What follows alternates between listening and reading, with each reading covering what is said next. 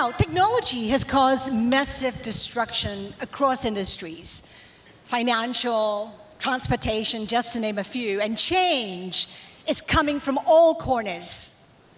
Leaders find themselves having to anticipate and navigate the change, and that sounds easy enough, right?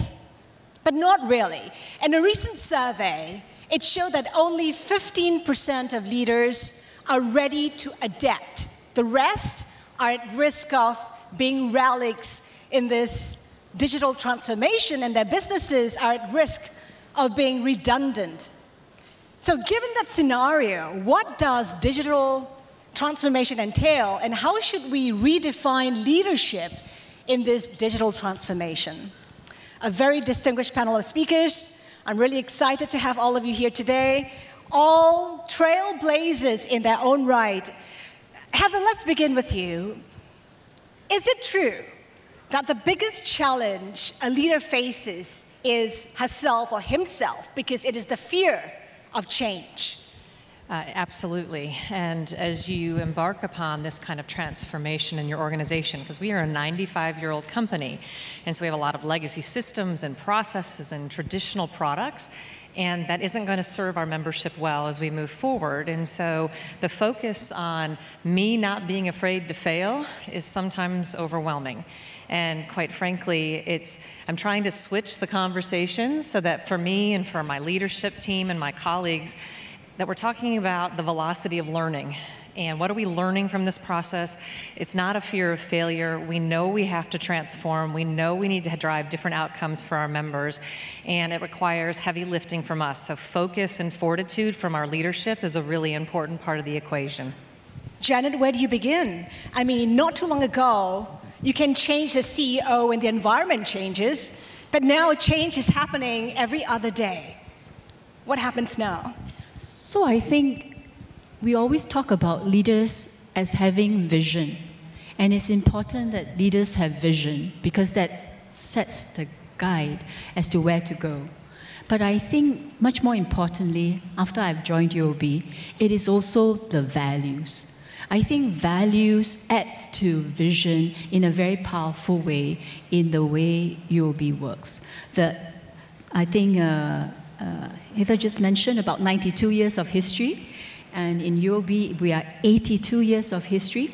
So the values around having been with our customers and be sustainable relationship through all economic cycles, throughout this whole stage of building our customers to be successful financially and personally, is the key thing around building trust. So that values coupled with the vision has actually speared UOB to adapt, adopt, and collaborate and be innovative in this digital transformation. Is it important that this vision stays put in this environment of change?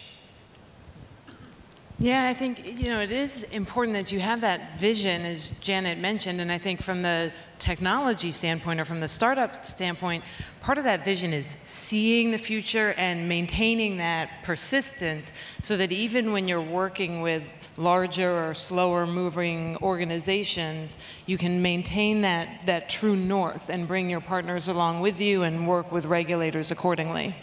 And technology is no longer the responsibility, the sole responsibility of the CTO or the tech team. It is everybody's responsibility. Isn't that true? Absolutely. And at USAA, we've actually introduced a new term, which is we need our people to all be business technologists. We have to adopt the mindset of a technology company at the same time that we are the relationship company that we've been for so long.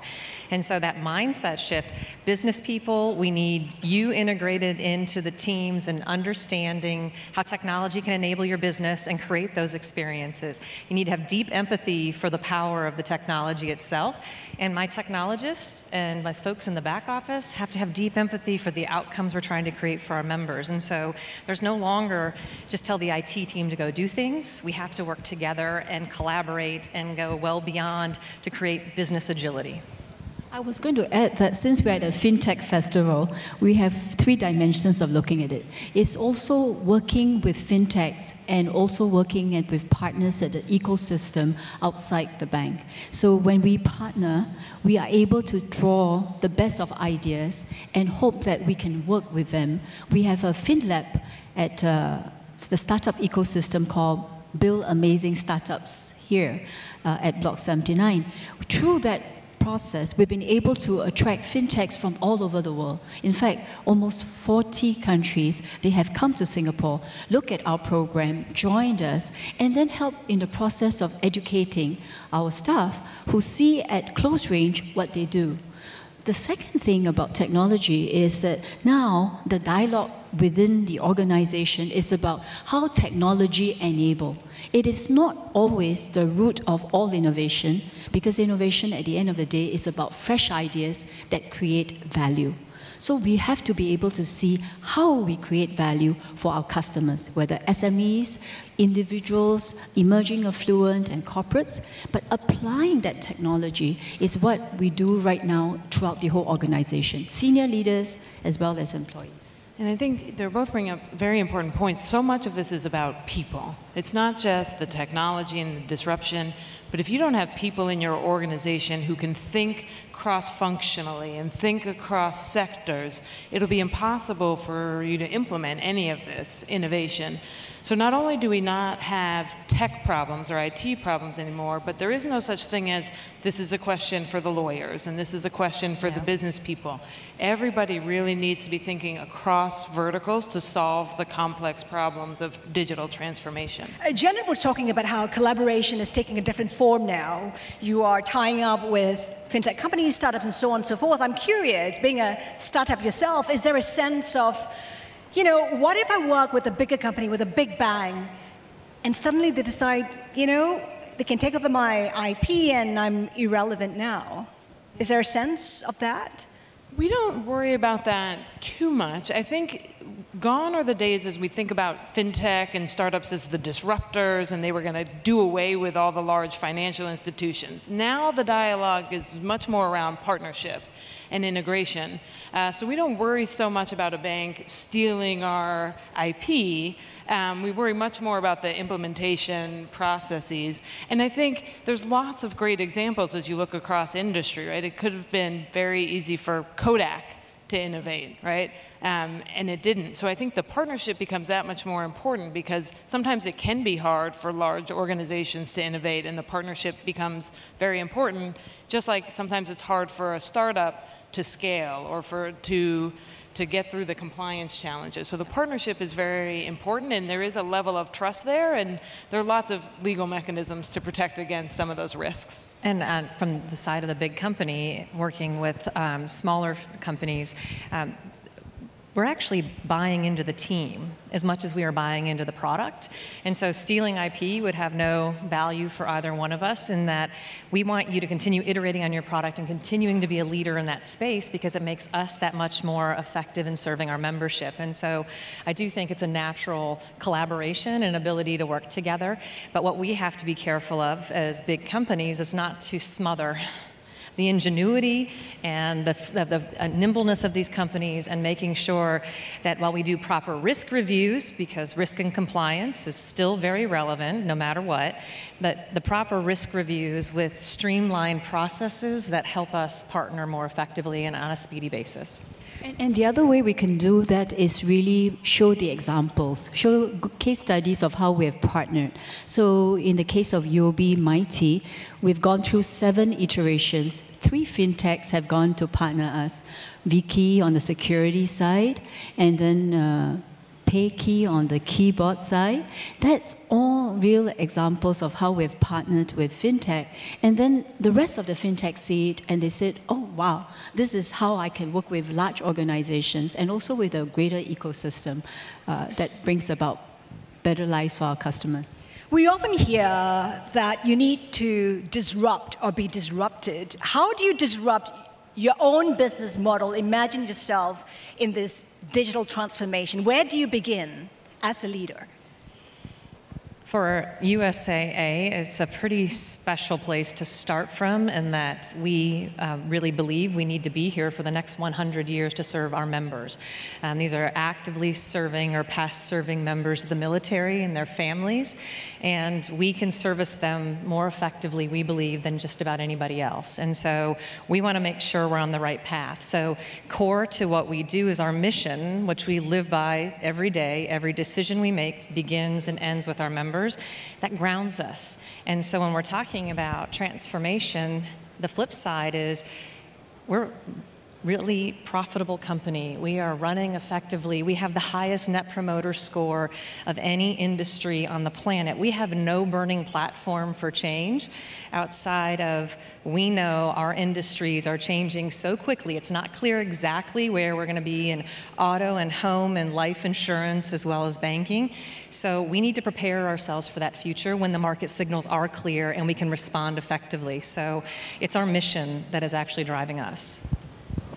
And I have to say, this word disruption has become so overused. I like the word transformation more because it conjures something a bit more methodical and thoughtful than disruption, which in my mind sort of connotes fits and starts. So I think it's become very trendy to use this word disruption, but so much so that it's become overused, and we don't think about planning for the future and a vision and how to service our customers in a way that's beyond, let's just change it up for the sake of disrupting something. Well, Heather is in the US and we are in Singapore and, part of the whole ASEAN community. I was going to say that we kind of similar, right? So the transformation part is what defines a 5-year strategic plan that the bank has embarked on, which is all around acceleration. I think for all that we say, today we are all paranoid because of the speed of change. Things are happening so fast. Things are happening so fast outside. The convergence of different industry verticals. We were talking about retail mall, e-commerce, telcos, and all of that, and ride-sharing coming into the space of banking. How do we respond and react? I think this is the part around having a very clear vision, a strategy, and then harnessing all the resources and building enough talent to go for it, right? But the key thing here is we must really continually learn and do it faster. So the Transformation Office in UOB is led by the CEO and the whole leadership team, and that's really trying to accelerate, not trying to disrupt, but trying to accelerate, such that the whole team brings our customers who today may not. Many of our SMEs, many of our customers in ASEAN are beyond the age of 45. They are not born digital. Many of the FinTechs are born digital. They have to become digital. So we cannot leave them behind. We have to educate them. We have our staff to educate. We have our staff to bring along this journey. So the transformation project is actually one of the most meaningful, and we are undergoing that right now in a process of learning and doing better for everyone. FinTech has become such a buzzword. How do you cut through the noise? What's hype and what's not? What do you look out for? So when I was in the Obama White House, when we had a lot of FinTechs who would come in and talk to us about the advantages and disadvantages of doing business in the US versus a place like Singapore, one of the things that always stuck out to me were those people who understood regulation and took it seriously and built it into the business model. And similarly with incumbents, those people who had sort of a healthy respect for large FIs versus those FinTechs who would come in and talk about blowing up entire systems and not needing regulation and all of those being unnecessary hurdles. So that for me was always a very telling litmus test. And yeah, it's FinTech, InsurTech, Trade Tech, Health Tech, Reg Tech.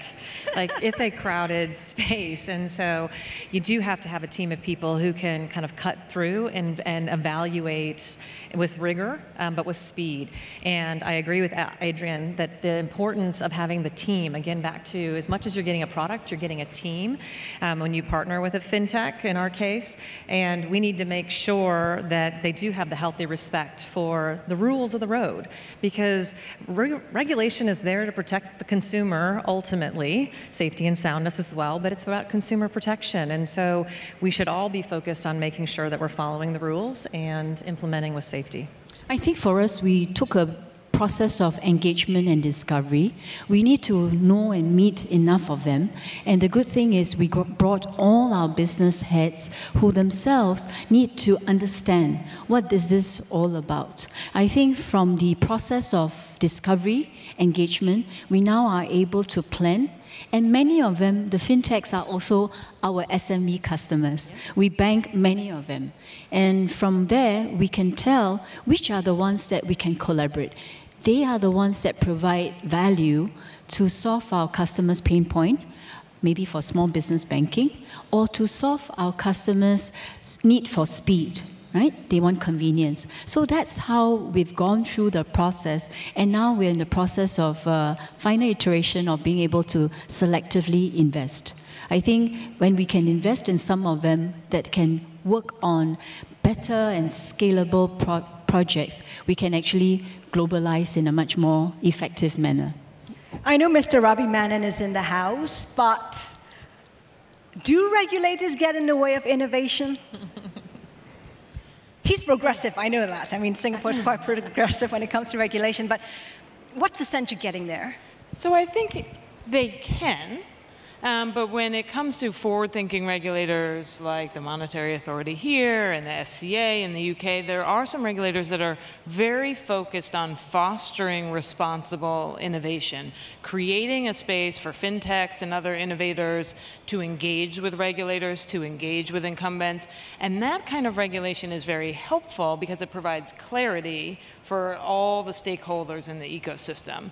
I think when you have regulators that have trouble collaborating or that they're not providing clarity one way or the other, it can do a disservice to innovation. I completely agree. And Haslinda, you had asked me earlier today, fact or fiction, regulation gets in the way of innovation. And my answer was fiction. You can find ways to actually create innovation platforms and move products through the system and be just as safe and sound as you were in the old waterfall world that took you 3 years to get anything to market. So that's the beautiful part. I think the challenge for us going forward, and agree that the MAS, the UK, what's happening in Australia, some of what's happening in Korea, there's just such progressive thinking. But my big next worry is data. Data collection, data privacy, data residency, and in many ways it feels like we're starting to take steps backwards in the protection of data and domiciling data, when in this globalized, digitized world, data is going to be collected everywhere and anywhere, and those are the experiences that will be driven by that data. So I think we've got to figure out and work with the regulators to figure out what that frontier starts to look like. I was going to add that Ravi mentioned a lot about payments, about KYC, about compliance costs, and they are very progressive in their views. I was going to add just one more proof point, and that is when the MAS was considering consultation on crowdfunding. It took place over about a 1-year period last year. In fact, there was so much consultation that we were able to even bring experts. So for ourselves, we took the pain of studying crowdfunding because it was a big thing. In China, there was 5,000 peer-to-peer lending platforms and all kinds of crowdfunding, and of course from the US and the West. And what does it mean for us in ASEAN and in Singapore? So I think from that process, we were able to provide them with the understanding of the different types of crowdfunding. And we at UOB, we took the next step of investing in an equity crowdfunding platform from Israel, from our crowd. And that whole process of consultation was an eye-opener because they were willing to listen, they were willing to take in, and then subsequently they formulated guidelines that provided and encouraged the whole ecosystem to enable local startups to go into peer-to-peer debt crowdfunding, but also equity crowdfunding, because we know FinTech and all startups can only survive if there's funding. They need the funding to grow, and that's an essential element for the whole ecosystem.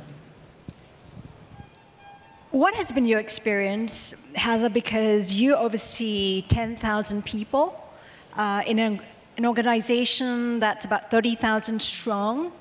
Has it been difficult, I guess, pushing through innovation versus a startup of 20? So I would say I have been delighted with the innovation platform that USAA has built over many years, quite frankly, and the ability to commercialize products through a pipeline of building, researching with our members and our employees, understanding, building out proofs of concept, testing and learning along the way, killing ideas or moving them to production. What were the biggest challenges you went through? The world class. That said, when you're trying to define the what, so beyond innovation now and talk about digital transformation, you define the what and everybody is behind you. When you define and walk through and show people how, and now you have to change behaviors. You have to upskill and reskill employees. You have to bring new talent into the organization. There's massive amount of change. And you want to talk about disruption. This is where disruption starts to hit the individual and their day-to-day job. And we as leaders need to have a significant amount of empathy for the situation we're putting people in. But as I've been talking to folks, it's time to update our operating systems. We have these beautiful devices we carry around, and we update the operating system every other week, and we don't think twice. What got us here will not take us forward as individuals, so we have to retrain and be ready for the future. So it's the people and the change we're introducing there that's really the hardest. So we do the day-to-day to make sure that they are trained. So I run an organization of about 5,000, and they are in traditional branches, right? So people say branches will all go away. But the irony is, within ASEAN, in Indonesia, in Thailand, in Malaysia, there's still a lot of customers who come to the branches to be served because they want consultation on their financial planning, their retirement, and the need for more complex discussions like mortgages and financing for their businesses. So for us, we invoked a training program that brings in digital literacy, design thinking, and also how to look at the different types of FinTech technology, whether it's blockchain, it's APIs, and cloud computing, to demyth that. So the operating team are now able to talk the same language, and that there will be no digital divide. But the other thing that we do is we invite ideas and we run hackathons. So through that, we are able to get our regional network of 7 different subsidiaries across China, Hong Kong, Singapore, Malaysia, Thailand, to come in. 380 teams of employees last night, in fact, with a hackathon in our BASH office, that they came and the best 7 teams were able to pitch to the seniors over here. So every year we have 1,000 and another 1,000 to get involved, try at it, and that's also learning how to innovate, to continuously think of better ideas on their day job and on how to achieve breakthrough if they can get there. And I think from the leadership perspective, what Heather said is so dead on. You have to think about not just making the decision at the executive level, but how that decision is going to impact your staff at every level of the organization. And for us in a startup, we had to think about how do we engage with the executive level, pitch our value proposition, but then make it very easy for the larger organizations to implement. So one of the things we did with our technology was we made it integrate with the bank's loan origination system and made it so the line employees at the bank would not have to change their behaviors in order to use our product. So you really have to put yourself in the mindset of your counterpart, I think, as a leader, and understand the full implications of this digital transformation. Okay, a couple of questions from the floor here. Are KPIs still relevant in the fast evolving landscape in the digital age? Yes, but there are more and different ones to measure now. And quite frankly, when you look at the transformation we want to look to drive across not only technology and moving to a true DevOps environment, leveraging the cloud, API platforms, we have our business partners who are also moving to experience ownership. So we're changing even the P&L and product construct of our company at the same time, so that we can put these agile teams together to work. And then we're also changing kind of how we handle financial planning through the course of the year. So we're not doing annual budgeting, we're doing quarterly updates based on what's happening in the market, what we've heard from relevant partners, opportunities we want to seize, or challenges that we need to face. And so that annual cycle no longer works. You put all of that together, and you've got a lot of change happening at the same time. Okay, another question here. What works for leadership in the new digital financial industry? Is there a new leadership trait or traits for leaders? So my personal view is that when you have an ecosystem that's moving this quickly and is so multifaceted, you need leaders who understand all of those implications and all of those pieces of the ecosystem. So some number of years ago, the Harvard Business Review wrote this article about the tri-sector athlete, and having somebody who had private sector experience and public sector experience, and in that case, even nonprofit experience.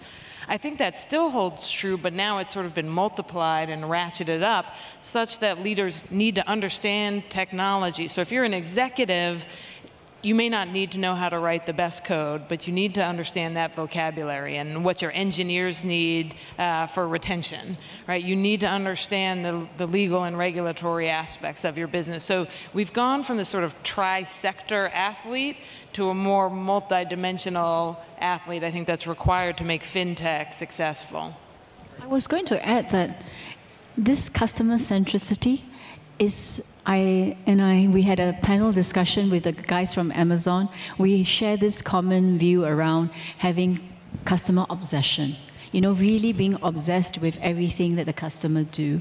And I want to add one word, and that is relentless. I think relentless because the pace of everything that's going on is so overwhelming that if we are not relentless in pursuing better, brighter, cheaper, more convenient, all for the customer, we cannot truly embrace this whole digital transformation, because there's no blueprint, there's no roadmap. They are all going through different degrees of uncertainty as well as volatility. So I think that today the trait that is important is the focus, the passion, the relentless. Have your respective organizations changed the way the leadership look now compared to maybe 3-5 years ago? What changes have been made at your respective organizations? So I can't speak for the last 3 to 5 years. I've hit my 1-year anniversary here. But what I would say is different as we go forward. We do believe the profile of the future leaders changes over the next 5 and 10 years. And while we need deep subject matter experts in areas like risk and compliance and legal and finance, they have to have gone and spent time in the business. And I want to stomp on something that Janet said, that whole customer obsession, that has got to be core to who we are. I'm so fortunate to work for a company where for 95 years it has been core, but we can't lose that. That is what's so special in this organization. And I think the future leaders of our organization and others, to Adrienne's point, you've got to be able to move across. There's no longer outsourcing your conscience to your lawyers and hoping you get the right answer back. You've got to go in and understand what the issues are and how to think through it and work through it together. Anything to add, Janet? I think we've tried to combine the best of both worlds. I think in UOB, they've groomed a lot of leaders that are multi-dimension. They have gone to different geographies. They understand the cultural aspect of how to do business, but there's also the need for domain expertise. So we've brought in a lot of new talent, particularly in the tech team, in the data team. They've brought in a lot of experts, which are experts in that area. So with the domain and the subject matter expertise, they are now, being put together with cross-functional teams with the businesses. And many of my business partners are wise, great leaders.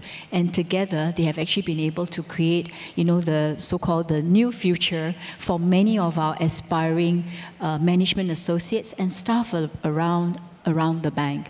And I think this part around bringing new from outside and combining the experience and the knowledge of the organization from inside is actually what makes UOB strong. Just one final question. We've run out of time. But what do you see as the choke point for this digital transformation for leaders in particular?